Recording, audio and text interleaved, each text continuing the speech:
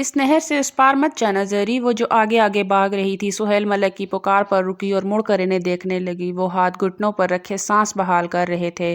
آپ بوڑھے ہو چکے ہیں، وہ پانی کی بوتل انہیں دیتی شرارت سے بولی تو اسے گھور کر پانی پینے لگے۔ چچا میں بس اس درخت تک جاؤں گی، دیکھیں کتنے مزے کے امرود ہیں وہاں، وہ ایک درخت کی طرف اشارہ کرتی بولی۔ نہیں زری، یہ علاقہ ہمارے دشمنوں کا ہے اور ہمارا وہاں جانا جنگ کا اعلان ہوگا۔ زری کو ان کی باتیں سمجھ نہ آئی، اسی لیے وہ ان کے ساتھ واپس حویلی چلی گئی۔ دوپہر ہوتے ہی وہ حویلی سے باہر کھیلنے گئی تو دوبارہ اس نہر کے قریب چلی گئی۔ دوبارہ نظر امرود کے درخت پر گئی تو دل للچایا، تو آس پاس دیکھتی کسی کی موجودگی نہ پا کر نہر عبور کر گئی۔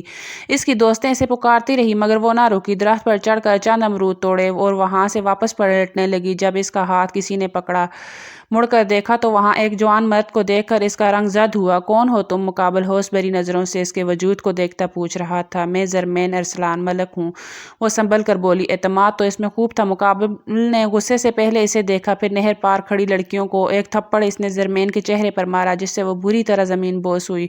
اوئے چھوڑ دو اسے، ایک لڑکی نے خوف سے کہا تو میر احسان نے اسے دیکھا۔ اگلے ہی لمحے اس نے زرمین کے سر سے چادر چھین لی۔ تبھی بھاگتے ہوئے زرمین کا چچا سہیل ملک وہاں پہنچا۔ اوئے میر احسان، چھوڑو میری بچی کو، وہ شیر کی طرح غرائے تھے۔ میر احسان کے چہرے پر شیطانی مسکراہٹ بکھری۔ ایک مزہ لے لینے دو پھر چھوڑ دوں گا، وہ زرمین کو دبوچتا بولا، جبکہ اس کی بات پر سہیل ملک نے غصے سے پاگل ہوتے نہر پار کی اور زرمین کو اس کی گرفت سے آزاد کرواتے اسے زمین پر دھکا دیا اور مارنا شروع کر دیا۔ میر احسان جو کہ نشے میں تھا اپنی حفاظت اچھے سے نہ کر سکا اور چند ہی لمحوں میں گلا دبانے سے موت کے منہ میں جا سویا۔ اس وقت تک دونوں طرف سے گاؤں کے لوگ جمع ہونا شروع ہو چکے تھے۔ سہیل ملک نے زرمین کو اٹھایا اور حویلی کی طرف بھاگا۔ اس کے پیچھے دشمن گاؤں سے کوئی نہیں آیا تھا کیونکہ وہاں اس کے اپنے گاؤں کے لوگ جمع تھے جو انہیں روک رہے تھے۔ وہ حویلی پہنچ کر زرمین کو باقی عورتوں کے ساتھ تہخانے میں بند کر چکا تھا۔ ملازمین جمع ہو گئے، سب کو معلوم ہو چکا کہ وہ کیا کر کے آئے ہیں۔ ارسلان ملک بھاگتے حویلی کے اندر داخل ہوئی۔ یہ تم نے کیا کر دیا سہیل؟ وہ غصے سے پوچھ رہے تھے۔ ان کے جواب سے پہلے ہی باہر شور ہونے لگا۔ ارسلان ملک نے احسان ملک کو بھی تہخانے میں بھیج دیا۔ اس کے بعد مسئلہ حل نہ ہوا۔ میر احسان کو دفن کرنے کے بعد وہی ہوا جس کا ڈر تھا۔ 2 دن بعد دونوں دشمن آمنے سامنے تھے۔ جرگے میں بحث ہو رہی تھی۔ گاؤں کا ماحول اس وقت گھٹن زدہ تھا۔ تقریباً سارا گاؤں ہی اس کھلے میدان میں جمع تھا جہاں گاؤں کے چودھری میر قادر اور دوسرے گاؤں کے چودھری ارسلان ملک کے درمیان خاندانی جھگڑے پر آج پھر جرگہ بیٹھا تھا۔ یہ جھگڑا نسل در نسل چلتا آ رہا تھا۔ ہر بار کوئی اس جنگ کی ٹھنڈی ہوئی آگ کو ہوا دیتا تھا۔ ہر بار جرگے میں انسانیت بلا کر کسی بنت ہوا کی جان کو نیلام کیا جاتا تھا۔ آج بھی یہی ہو رہا تھا۔ میر قادر کے بیٹے کو جھگڑے کے دوران ارسلان چودھری کے بھائی نے قتل کر دیا تھا جس کا فیصلہ وہاں ہو رہا تھا جب اچانک غصے سے میر افنان اٹھا۔ بس بہت ہو گیا، ہمیں خون کے بدلے خون چاہیے، میرا افنان نے بحث لمبی ہوتی دیکھ کر غراتے ہوئے کہا تھا۔ جرگے کا فیصلہ سنانے بیٹھے بزرگوں نے اسے ناگواری سے دیکھا۔ سارا گاؤں جانتا تھا میر خاندان کے مرد غصے میں پاگل ہو جاتے ہیں، پھر اسی غصے میں وہ کسی دوسرے کو نقصان پہنچاتے، خود کو بھی تباہ کر دیتے ہیں۔ میر افنان آرام سے بیٹھ جائیں، بات ہو رہی ہے، ایک بزرگ نے تحمل سے کہا۔ مجھے کسی کا فیصلہ نہیں چاہیے، نہ ہی مجھے کسی کی اجازت چاہیے، میر افنان اپنے فیصلے خود کرتا ہے، وہ غرور سے بولا۔ سفید سوٹ پہنے، سیاہ مردانہ چادر کندھوں پر ڈالے، وجیہہ چہرے کے غصے کے تاثرات، بلا شبہ وہ ایک شہزادہ تھا۔ ماتھے پر بکھرے بال اس کے روپ کو 4 چاند لگاتے تھے، یوں کہ دیکھنے والا اس یونانی دیوتا دیکھ کر محبوط ہو جاتا۔ وہ 27 سالہ مرد اپنے خاندان میں سب سے حسین تھا۔ خاندان کی سبھی لڑکیاں سمیت ہر دیکھنے والی آنکھ اس کی خواہش مند تھی، مگر وہ سدا کا لاپرواہ ہر کسی کو نظر انداز کر دیتا اور یہ بات اسے اور بھی حسین بناتی تھی کہ دیکھو میرا افنان، تم خون بہا مانگو، جتنا کہوگے میں دینے کو تیار ہوں۔ چودھری ارسلان ملک نے اپنے بھائی کی جان کی قیمت لگائی تھی، وہ کسی صورت اپنے بھائی کی جان نہیں گنوا سکتا تھا۔ ارسلان ملک جرگے کے فیصلہ خون بہا کے بدلے ونی ہے، ایک بزرگ نے فیصلہ سنایا تھا۔ چودھری ارسلان ملک چہرے پر سایہ سا لہرایا تھا جسے میر افنان نے بہت غور سے دیکھا۔ دیکھیں میں کہہ رہا ہوں، آپ لوگ خون بہا کی قیمت لے سکتے ہیں، میں اپنا سب کچھ دینے کو تیار ہوں۔ ونی کا ذکر سنتے ہی چودھری ارسلان ملک کی جان لبوں پر آئی تھی، کیونکہ ان کے خاندان میں صرف ان کی اکلوتی اور منت و مرادوں سے مانگی بیٹی زرمین ہی تھی جسے وہ لوگ ونی مانگ سکتے تھے، باقی سب تو شادی شدہ تھی۔ میر قادر کے چہرے پر غصے کے تیز ہوتے سے سرخی پھیل گئی۔ وہ ونی نہیں بلکہ خون کے بدلے خون چاہتے تھے، مگر جرگے کا فیصلہ ونی تھا۔ چودھری ارسلان ملک نے بہت منتیں کی مگر وہاں کسی نے ان کی نہیں سنی، یوں ایک اور بنت ہوا ونی ہو گئی تھی۔ دل پر قیامت گزارتے چودھری ارسلان نے اپنی اس دن ہونے والے حادثے کے اثر بیمار بیٹی ونی کی تھی۔ انہیں لگ رہا تھا جیسے ان کا کوئی حصہ ان سے چھین لیا گیا ہو۔ زرمین خاندانی دشمنی میں ونی ہوئی تھی، وہ میر حویلی جانوروں کی طرح لائی گئی تھی۔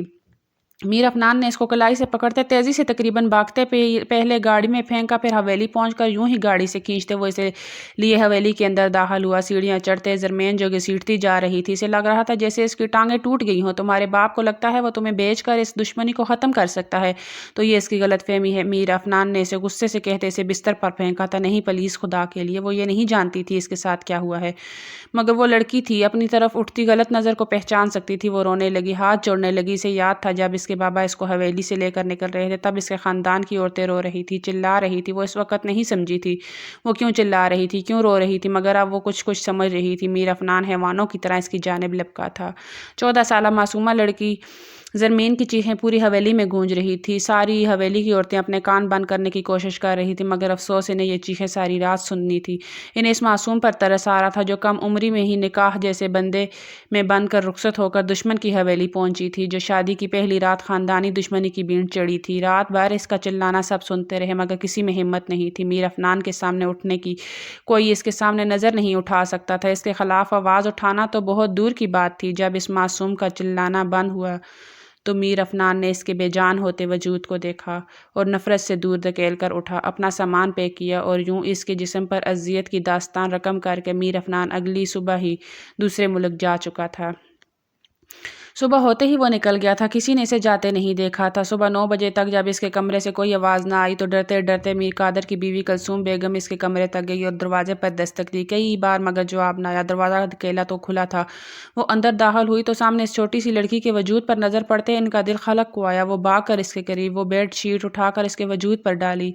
मुलाजमा को पुकारने लगी, डॉक्टर जोबिया को बुलाओ अभी। इनके हुक्म पर डॉक्टर जोबिया को बुलाया गया। बाकी हवेली की औरतें भी वहाँ जमा हो चुकी थी। मीर कादर तो कल रात ही किसी काम से शहर जा चुके थे। इस हवेली में अब 2 ही मर्द थे, मीर कादर और मीर अफनान। वो दोनों ही हवेली से गायब थे। भाभी, इसकी हालत तो बहुत ख़राब है, मीर कादर की बहन रूबी ने कहा, जो 3 साल पहले बेवा होकर हवेली आई थी। पता नहीं जिंदा बचेगी या नहीं। दूसरी तरफ खड़ी देवरानी की बात सुनकर मीर कादर की बीवी ने इसे सख्ती से घूरा तो वो खामोश हो गई। डॉक्टर जोबिया आई और इन सब को बाहर भेजकर चेकअप करने लगी। ये क्या किया है इस मासूम के साथ, आपको खुदा का खौफ नहीं है? वो दुख से बोली। डॉक्टर ने ज़्यादा सबक ना पढ़ा, ये बता जिंदा है या मर गई? मीर कादर की मां ने नखवत से कहा, देखें बेगम बड़ी साईं, ये लड़की अभी छोटी है और ये सब बर्दाश्त करना इसके लिए बहुत मुश्किल है। आप इसका इलाज शहर के अस्पताल से करवाएं, मेरे बस की बात नहीं है। वो कहती इजाज़त लेकर चली गई। अम्मा रहम करो, जानने की इजाज़त दो। मीर कादर की बीवी ने हाथ जोड़ते कहा, इस लड़की को वनी में लाया गया है, ब्याह कर नहीं जो तुम लोग इसकी सेवा करोगी। छोड़ दो, ठीक होना होगा तो हो जाएगी वरना मर जाएगी। मेरे पोते के कातिल की भतीजी है ये। वो नफरत से कहकर चली गई। पीछे वो तीनों औरतें परेशान हो गई। फिर मीर कादर की बीवी ने हिम्मत करते और इस लड़की को चादर से कवर किया। रूबी मेरी मदद करो। इनके कहने पर रूबी इनके पास गई। यूं वो नन की मदद से बाहर ले गई। भाभी, अम्मा कहराम मचा देंगी। रूबी की बात पर उन्होंने तकलीफ से ने देखा। मुझे फ़र्क नहीं पड़ता, मुझे बस इतना पता है ये लड़की अभी मौत के करीब खड़ी है। मुझे अभी इसे अकेला छोड़कर अल्लाह को नाराज़ नहीं करना। वो कहकर गाड़ी में बैठ गई। ड्राइवर को चिल्लाने का बोला। सारी रात इनकी वहीं गुजरी थी। अगले दिन वो वापस आई थी। ज़रमैन की हालत काफ़ी बेहतर थी। वो सहारे से चलती अंदर दाखिल हुई, जहाँ सामने ही मीर कादर और इनकी माँ गुस्से से सुर्ख चेहरे के लिए बैठे थे। रुक जाओ ही कमबख्त औरत, मीर कादर की माँ कहते साथ ही उठी और हाथ में पकड़ी लाठी ले जाकर इनकी टांगों पर मारी। ज़ैब इतनी शदीद थी कि वो लड़खड़ा गई। फिर हुआ ये होता रहा कई बार, ये तेरी बेटे की वनी होकर आई है। तू कैसी माँ है जो इसकी हमदर्द बनी फिर रही है, इसे अस्पताल ले जा रही है? वो कहती मारती जा रही थी। ज़रमैन खौफ से कांपते ये मंजर देख रही थी। काफ़ी देर बाद वो वहाँ से इन दोनों को तहखाने में डालने का हुक्म देकर चली गई। इस सब में मीर कादर खामोश बैठे रहे और फिर उठ कर चले गए। इन दोनों को तहखाने में डाल दिया गया था। ज़रमैन रोते हुए बैठ गई। इसे समझ नहीं आ रहा था वो क्या करे। इसका अपना वजूद ज़ख्म बना हुआ था, ऊपर से सामने वो औरत भी ज़ख्मी हालत में नीम बेहोश पड़ी थी जिसने इसके ज़ख्मों पर मरहम रखा था। वो बहुत मुश्किल से इन तक पहुंची और इनका चेहरा थपथपाने लगी, मगर वो कुछ न बोली। कुछ देर बाद सबसे नज़र बचाकर रूबी, मीर कादर की बहन, वहाँ आई। हाथ में मरहम थी। वो ज़रमैन के करीब बैठने लगी तो वो खौफ से उछल कर दूर हुई। रूबी ने दुख से इसके खौफ ज़दा चेहरे को देखा। तुम मुझे अजीज़ नहीं हो, मगर मुझे अफसोस है तुम वनी हो, इस शख्स के कातिल पर बनी हुई हो जिसने अपनी ही फुप्पो की इज्जत को नीलाम करने की कई बार कोशिश की थी। खैर छोड़ो, ये इनके ज़ख्म पर लगा देना और बाद में इसे कहीं छुपा देना। वो नरमी से कहकर चली गई। ऐन मुमकिन था अगर इसे वहाँ बड़ी बेगम साई देख लेती तो सज़ा के तौर पर इसे तहखाने की बजाय कब्र में पहुँचा देती। زرمین نے ان کی ٹانگوں کے زخم پر مرہم رکھا۔ یوں ہی ایک ہفتہ وہ وہاں بند رہی، جس پر روبی نے ان کی بہت مدد کی۔ دعا سے لے کر کھانا تک وہ وہاں پہنچاتی تھی۔ ایک ہفتے بعد میر قادر کی بیوی کو تہخانے سے نکلوا لیا گیا، مگر زرمین وہیں تھی۔ اس کے دن رات وہیں گزرتے تھے۔ وہ اس اندھیرے میں اکثر خوف سے چلاتی۔ ہر رات اس کے خواب میں میر عفنان اسے اذیت دیتا، جس پر وہ چلاتے ہوئے اٹھ جاتی۔ کبھی کبھی وہ دروازے کو پیٹتی، رحم کی بھیک مانگتی، مگر وہاں کسے رحم آنا تھا جہاں عورت کی سننا گناہ سمجھا جاتا تھا۔ اس کو کھانا بھی میر قادر کی بیوی بیچتی تھی، جس کی سزا اسے بھی سخت مل رہی تھی۔ وہ سزا قبول کیے اس لڑکی کی خیال رکھتی۔ ان سب کے دوران چودھری ارسلان ملک نے بیٹی کو واپس لینے کا مطالبہ کیا۔ وہ نہیں جانتے تھے ان کی بیٹی کس حال میں ہے، مگر وہ بالکل بے حال ہو چکے تھے۔ یہی حال سہیل ملک کا تھا۔ وہ ان سب کا قصوروار خود کو سمجھ کر کمرے میں بند کر چکے تھے۔ وہ ہر وقت نہیں رہتے، کھانا بھی وقت پر نہ کھاتے، جس سے ان کی طبیعت بگڑنے لگی تھی۔ میر قادر جو ایک سخت دل شخص تھے، انہوں نے ساری عدالتوں کے مخالفت کر کے چودھری ارسلان ملک کو مات دی تھی، جس سے وہ اٹیک کے اثر میں چلے گئے اور اپاہج ہو گئے۔ 2 مہینے ہو چکے تھے۔ زرمین کی طبیعت خراب رہنے لگی تھی۔ ایک روز جب میر قادر کی بیوی کلثوم میر قادر سے چھپ کر زرمین کو دیکھنے پہنچی تو وہ بے سدھ پڑی تھی۔ اس کا دکھ دیکھ کر انہیں رونا آ گیا، مگر دل پر پتھر رکھ کر لوٹ گئی۔ میر صاحب اس بچی پر رحم کرے، وہ قصوروار نہیں ہے، اسے یہ سزا مت دیں۔ وہ منت کرتی رہی، مگر سامنے بھی پتھر تھا جس پر سر مار کر وہ اپنا ہی نقصان کر رہی تھی۔ وہ روز یہی کہتی تھی۔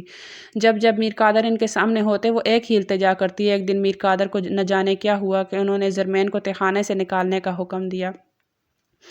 کلثوم بیگم حیران تھی۔ انہوں نے ساس کو دیکھا جو آرام سے بیٹھی تھی۔ زرمین کو لایا گیا تو میر قادر نے اس کے لیے ایک انیکسی تیار کروا دی۔ ان کی مہربانیوں سے کلثوم بیگم کو خوف آ رہا تھا۔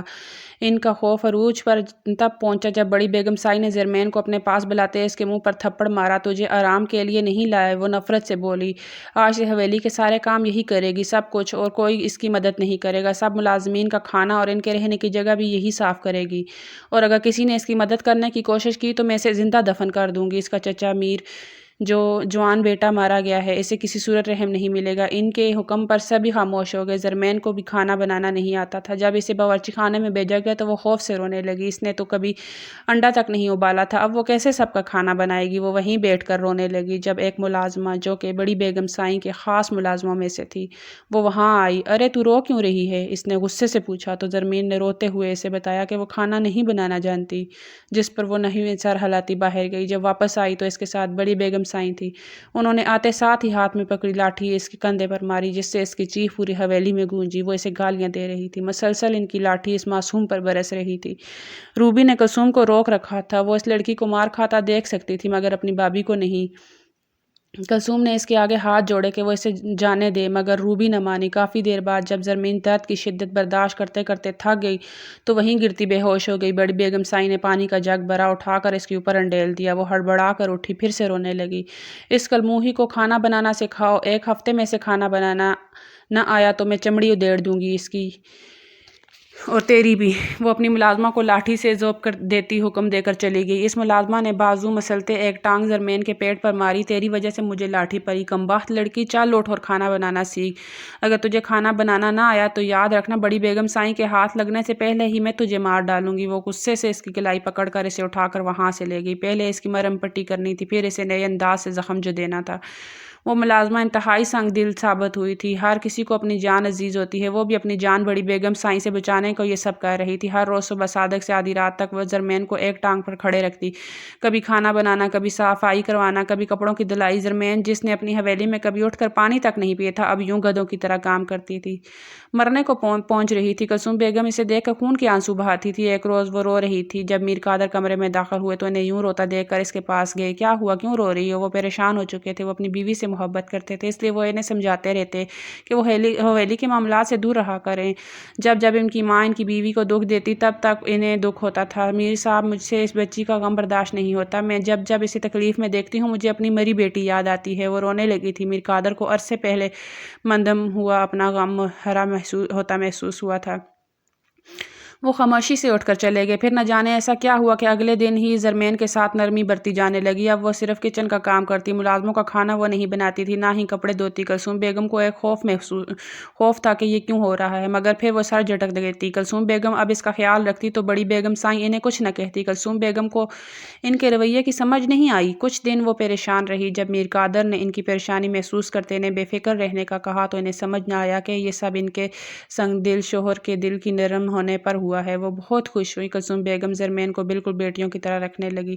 روبی کا رویہ بھی نارمل تھا، جبکہ کلثوم بیگم کی دیورانی، جن کا شوہر کئی سال پہلے کینسر سے مر چکا تھا، وہ اپنے کمرے تک محدود ہو چکی تھی۔ وقت گزرتا گیا، کلثوم بیگم کوشش کرتی کہ زرمین بڑی بیگم سائیں کے سامنے نہ جائے تاکہ وہ اس پر کوئی ظلم نہ کر سکے۔ سب کچھ ٹھیک ہو رہا تھا، مگر ایک خوف جو زرمین کے اندر میر افنان کے نام سے بیٹھ چکا تھا وہ وہی کا وہی تھا۔ جب وہ رات کو روتی چلانے لگتی تو کلثوم بیگم کو اپنے ہی بیٹے سے نفرت ہوتی۔ وقت کا کام تھا، گزرنا تو وہ گزرتا رہا۔ دوسری طرف میر افنان تھا جو 7 سمندر پار آ کر بھی بے چین تھا۔ ہر رات اگر زرمین کی خوف میں گزرتی تو میر افنان بھی ساری رات بے چین رہتا۔ زرمین کے رونے، تڑپنے اور چلانے کی آوازیں جیسے میر افنان کی سماعت میں قید ہو چکی تھی۔ وہ جب سونے کی کوشش کرتا، اسے وہی سب سنائی دیتا جو اسے بروقت سنائی نہ دیا۔ جس شخص کا سکون کسی معصوم کا سکون چھیننے میں گزارا ہو، وہ ساری رات زندگی سکون سے نہیں رہ پاتا۔ یہی میر افنان کے ساتھ ہو رہا تھا۔ وہ اس رات بھی بے سکونی سے اٹھ کر کلپ گیا تھا جہاں اس کا دوست پہلے سے موجود تھا۔ وہ میر افنان کی بے سکونی بھی سمجھتا تھا، اس کی وجہ بھی جانتا تھا،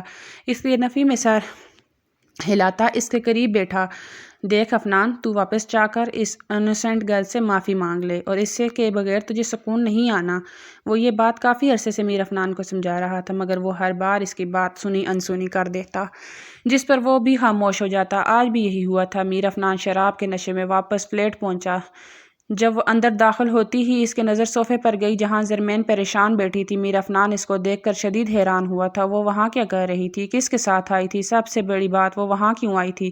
میر افنان لڑکھڑاتے قدموں اس کے قریب گیا تو وہ تڑپ کر دور ہوئی اور پھر سے چلانے لگی، مجھے بچاؤ، پلیز مت مارو، خدا کے لیے۔ وہ مسلسل یہی چلا رہی تھی۔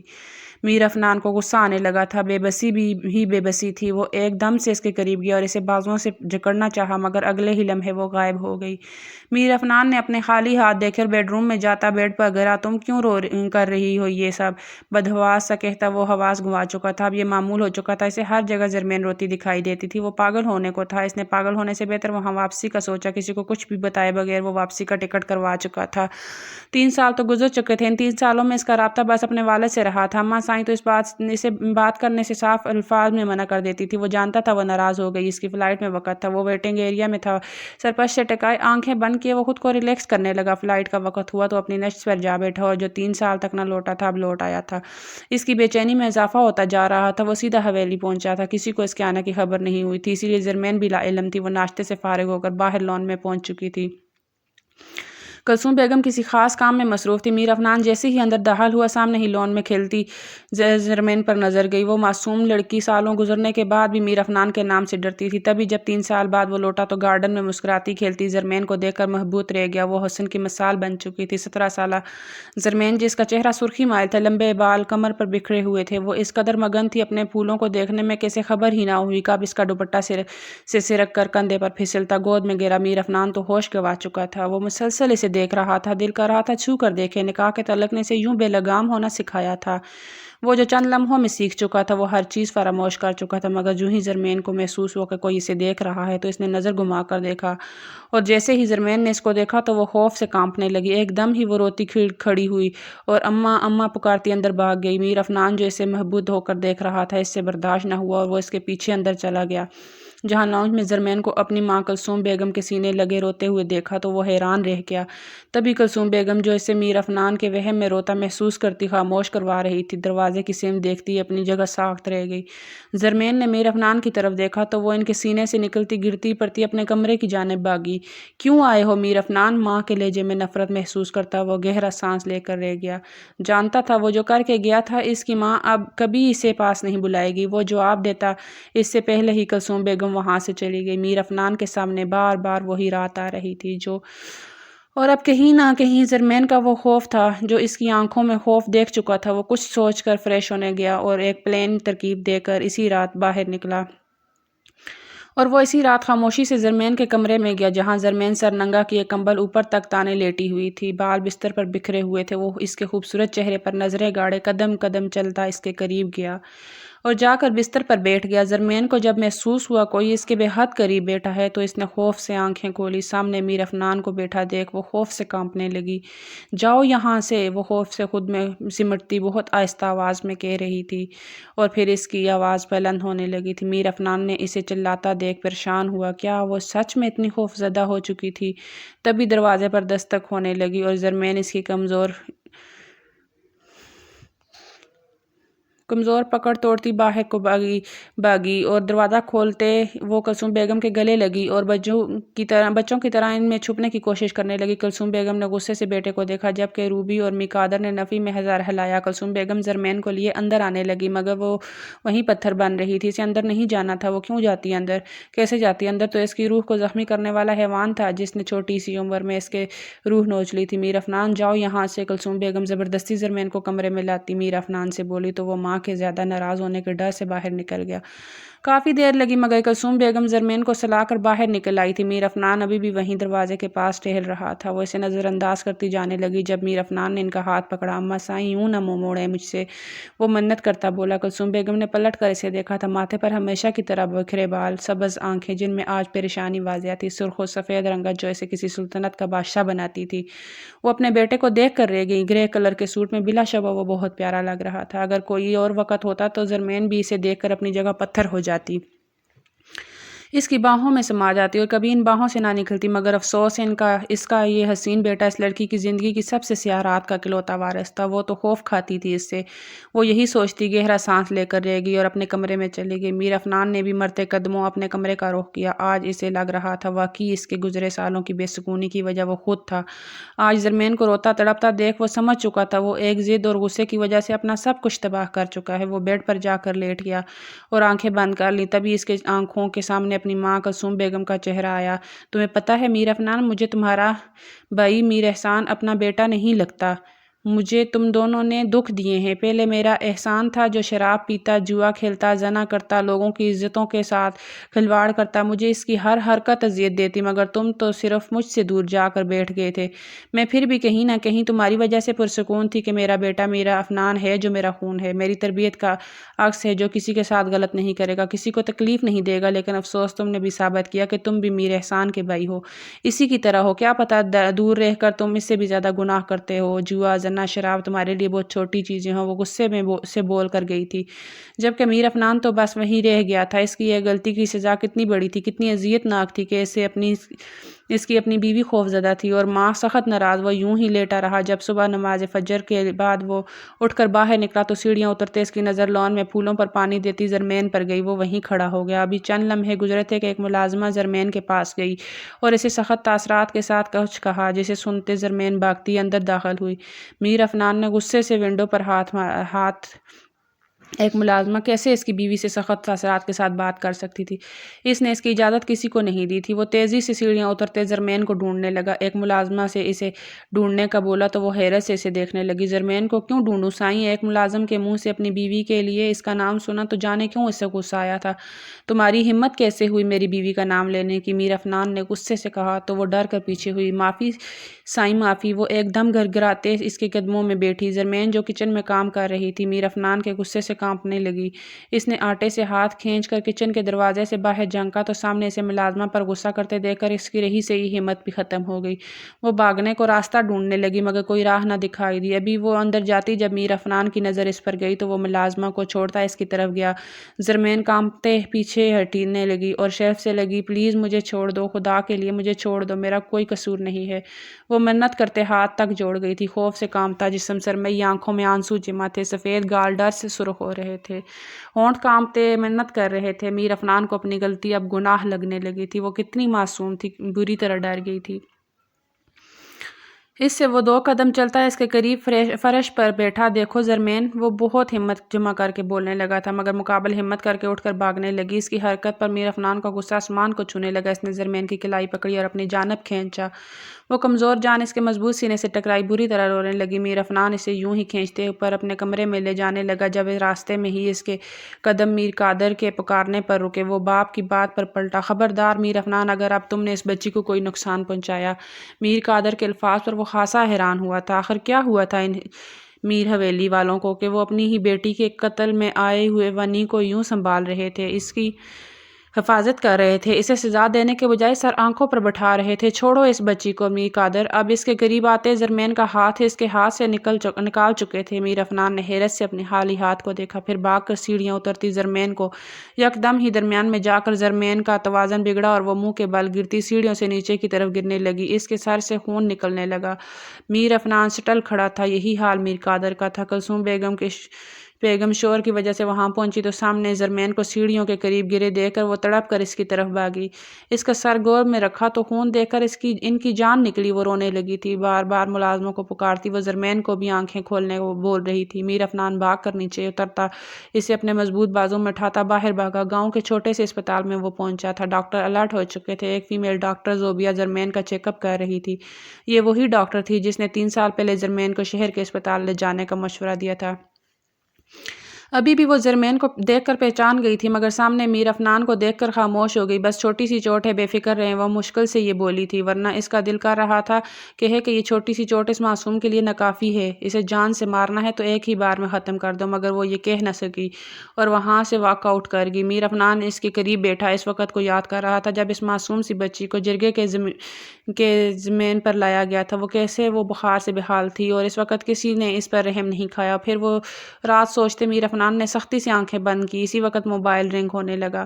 کال اٹینڈ کی، مگر دوسری طرف سے کوئی آواز نہ آئی تو وہ وہاں سے باہر نکل گیا، کیونکہ وہاں سگنل ایشو تھا۔ اس کے جاتے ہی ڈاکٹر صاحبہ زرمین کے قریب گئی۔ اٹھو، سنو، اٹھ جاؤ۔ وہ بہت آہستہ سے اس کا چہرہ اپنے ہاتھوں میں لیے پکار رہی تھی، ساتھ ساتھ باہر کی طرف دیکھتی کہ کہیں میر افنان واپس نہ آ جائے۔ زرمین نے ذرا سی آنکھیں کھولی تو ڈاکٹر زوبیہ صاحبہ نے اسے مزید پکارنا شروع کیا تو وہ مکمل آنکھیں کھولے سامنے دیکھنے لگی۔ اٹھو اور یہاں سے بھاگ جاؤ، ورنہ یہ لوگ تمہیں مار ڈالیں گے، وہ پریشانی سے کہہ رہی تھی۔ پھر زبردستی اس نے زرمین کو پکڑتے دوسری طرف بنے دروازے کی طرف لے جانے لگی۔ زرمین کو پانی کی بوتل پکڑتی وہ وہاں سے نکال چکی تھی، خود بھی وہ واپس اپنے کمرے میں پہنچی۔ اسی وقت وہاں طوفان سا اٹھا تھا۔ وہ سمجھ گئی کہ میر افنان کو زرمین کے غائب ہونے کا پتہ چل چکا ہے۔ وہ خود کو نارمل کرتی، زرمین کے نہ ملنے کی دعا کرتی باہر نکلی۔ سامنے ہی میر افنان کھڑا چلا رہا تھا۔ ڈاکٹر صاحبہ کو دیکھ کر وہ اس کی طرف گیا۔ کہاں ہے میری بیوی؟ وہ چلایا تھا۔ ڈاکٹر زوبیہ 2 قدم پیچھے ہوئی اور غصے سے انہیں دیکھا۔ دیکھیں میرے افنان صاحب، یہ اسپتال ہے، یہاں کون آ رہا ہے کون جا رہا ہے ہم نہیں جانتے، ڈاکٹر زوبیہ نے غصے سے کہا اور ایک مریض کی طرف متوجہ ہو گئی۔ میر افنان وہاں سے غصے سے نکلا تھا۔ وہ ایک چھوٹا سا اسپتال تھا، وہاں CCTV کیمرہ صرف مین گیٹ کی طرف تھا اور میر افنان نے چیک کروا لیا تھا۔ وہاں سے زرمین نہیں نکلی تھی۔ وہ حویلی پہنچا کہ شاید وہ اس کے ڈر سے حویلی لوٹ گئی ہو، مگر وہاں جا کر اسے معلوم ہوا کہ وہاں نہیں پہنچی۔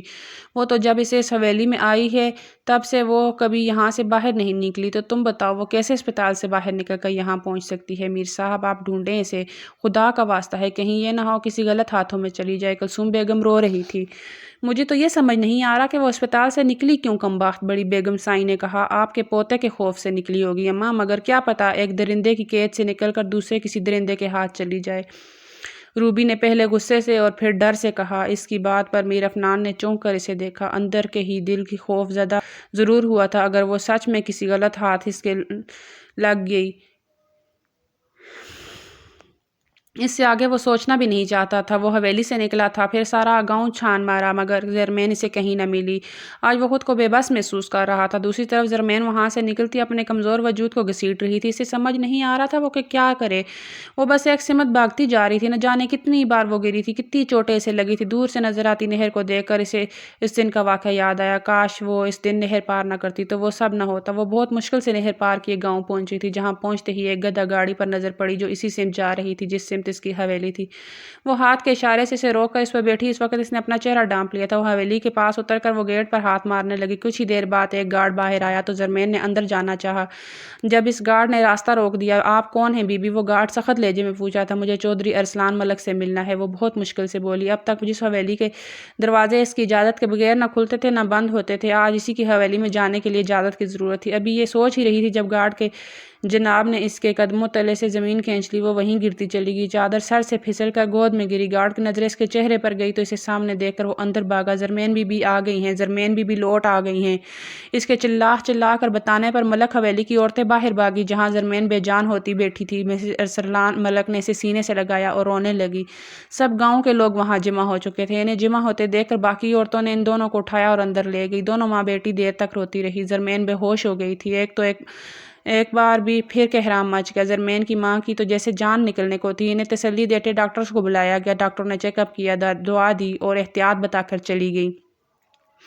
ایک بار پھر ملک حویلی کی عورتیں رونے لگی تھی۔ زرمین ان کی لاڈلی تھی، سب کی دعاؤں کی قبولیت تھی۔ وہ ان سب نے اس کو اللہ سے رو رو کر مانگا تھا، کیونکہ ملک ارسلان چودھری کی اولاد ہو کر مر جاتی تھی۔ ہزاروں منت و مرادوں سے زرمین ملک زندگی کی مانگی گئی تھی، جو ایک بار ان سے چھین گئی اور اب واپس آئی۔ یہ بات پھیلتی دشمن گاؤں میر خاندان تک پہنچ چکی تھی۔ میر افنان کا غصے سے برا حال تھا۔ کلثوم بیگم کو کہیں سکون ہوا تھا۔ میر قادر آرام سے بیٹھے تھے۔ میر افنان سے باپ کا آرام کسی صورت دیکھا نہیں جا رہا تھا۔ انہیں سمجھ نہیں آ رہی تھی ان کے بیٹے کے قتل کے بدلے آئی لڑکی جسے وہ لوگ ونی کر کے لائے تھے، وہ واپس اپنی حویلی اپنے خاندان تک پہنچ چکی تھی۔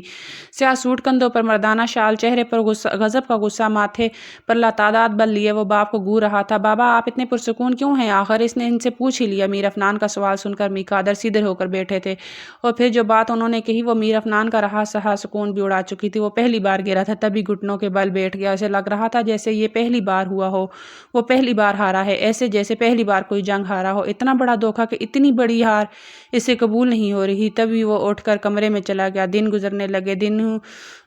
دونوں ہی ایک دوسرے سے دور زندگی گزار رہے تھے، دونوں ہی رات بھر روتے رہتے۔ فرق بس اتنا سا تھا کہ زرمین ملک اس کے ظلم کی برداشت کر کے رہ رہی تھی، تو دوسری طرف میر افنان تھا جو اپنی بے سکون سے لڑ رہا تھا، جو اس کو رات کے بعد اپنا روپ دکھاتا تھا۔ وہ ہر روز اس اندھیروں کا مسافر ہوتا جا رہا تھا، روشنی کہیں نظر نہیں آتی تھی۔ زرمین سے معافی مانگنا چاہتا تھا، اس لیے باپ کے ساتھ وہ ملک حویلی جانے کی اجازت لینے پہنچا تو انہوں نے اس پر بہت غصہ کیا اور انہیں ملک ارسلان چودھری کی حالت بتائی تو وہ دکھی ہو گیا۔ پھر بھی انہیں پیغام بھیج دے، میر افنان کہہ کر رکا نہیں، چلا گیا۔ میر قادر نے ایک خط میں ملک حویلی والوں کو لکھا۔ چند دن بعد پیغام موصول ہوا، ان کی طرف سے اجازت تھی، وہ لوگ جا سکتے تھے۔ میر افنان بہت خوش تھا۔ میر قادر کی بیوی کلثوم بیگم نے بھی جانے کی اجازت چاہی، مگر میر قادر نے منع کر دیا۔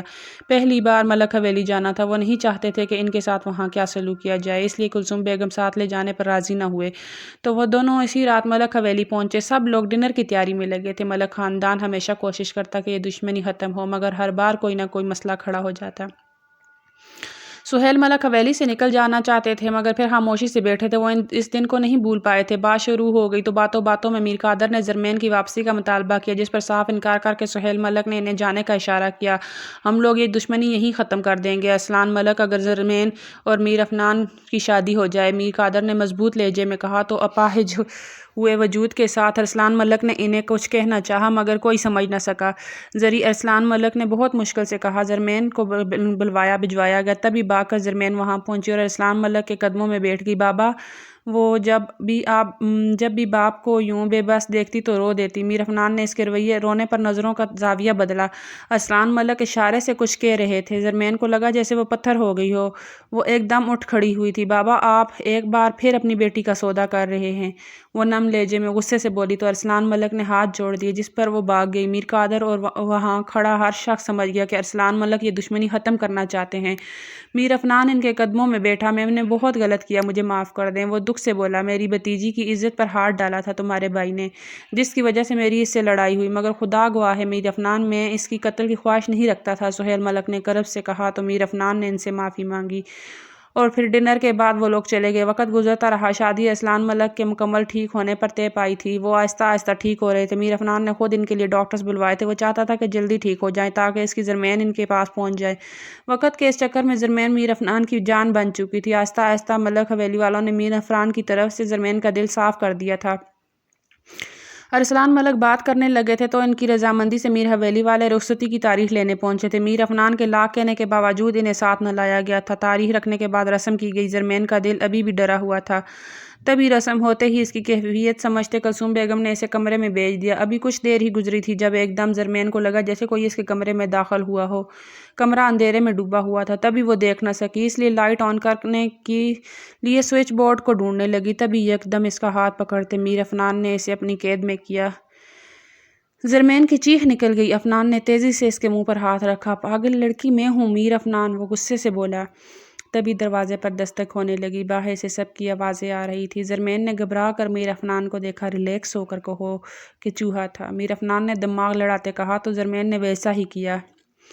اس کے تسلی کروانے پر سب لوٹ گئے۔ زرمین ابھی بھی میر افنان کے حصار میں تھی، اسے شدید گھبراہٹ ہو رہی تھی۔ اس نے افنان سے دور ہونا چاہا، مگر میر افنان نے حصار مضبوط کیا۔ مجھے نیند آ رہی ہے، افنان نے اس کی بات پر اپنی ہنسی کنٹرول کی اور اسے پکڑتے ہی لائٹ آن کی۔ سارا کمرہ روشنی میں نہا گیا۔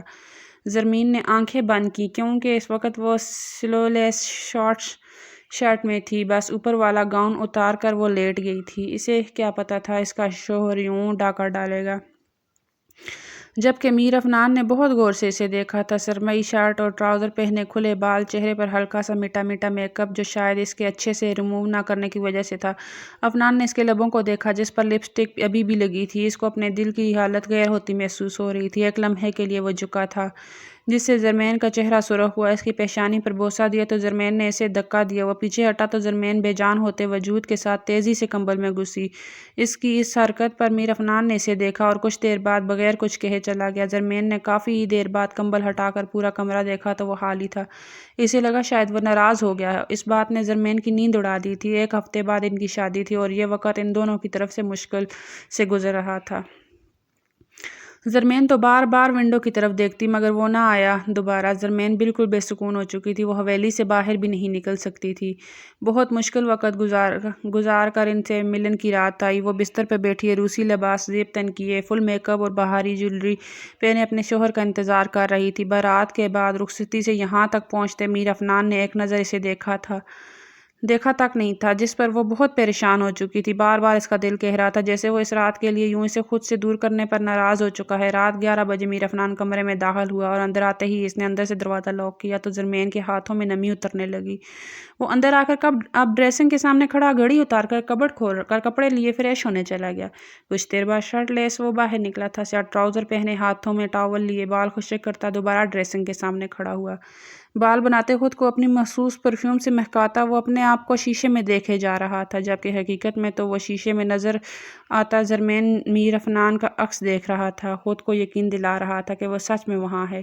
وہ بیڈ کی طرف نہیں جا پا رہا تھا۔ یہ وہی کمرہ تھا، وہی بستر تھا جس پر اس نے سالوں پہلے زرمین کے جسم کو اذیت بنایا تھا، اس کے اندر اپنا خوف ڈالا تھا۔ اسے لگ رہا تھا اگر وہ دوبارہ وہاں جائے گا تو کچھ غلط کر دے گا۔ زرمین اسے وہی کھڑا کر کے دیکھ کر اٹھ کر اس کے پاس آ گئی۔ افنان میں جانتی ہوں آپ ناراض ہیں، وہ انگلیاں مروڑتی بولی۔ افنان نے اس کے ہاتھ اپنے ہاتھوں میں لیتے اس کی انگلیوں کو اپنی انگلیوں میں الجھایا اور اسے دیکھنے لگا۔ ایک دم ہی اس نے زرمین کو سینے سے لگایا۔ زرمین کا اپنا کندھا بھیگتا محسوس ہوا تو وہ اس سے دور ہوتی ہوئی دیکھا وہ سچ میں رو رہا تھا۔ میری ماں نے مجھے غلط کرنا نہیں سکھایا تھا، میں انہی رسموں سے تنگ آ کر تو حویلی چھوڑ کر گیا تھا۔ مجھے کیا معلوم تھا غصے میں وہ رسم نبھانے کے ساتھ ایک معصوم کو توڑ کر رکھ دوں گا۔ مجھے معاف کر دو زرمین، اللہ جانتا ہے مجھے کہیں سکون نہیں ملا، مجھے میرا سکون دے دو۔ اس کے کہنے پر زرمین نے اپنا سر اس کے سینے پہ رکھا اور یوں کرنے سے میر افنان کو لگا جیسے اس کا سکون واپس مل گیا ہو۔ اس نے سختی کے ساتھ زرمین کو سینے میں جپایا۔ سٹوری سے اچھی لگی ہو تو سٹوری کو لائک کر دیجیے گا، چینل کو سبسکرائب کر دیجیے گا۔ اللہ حافظ۔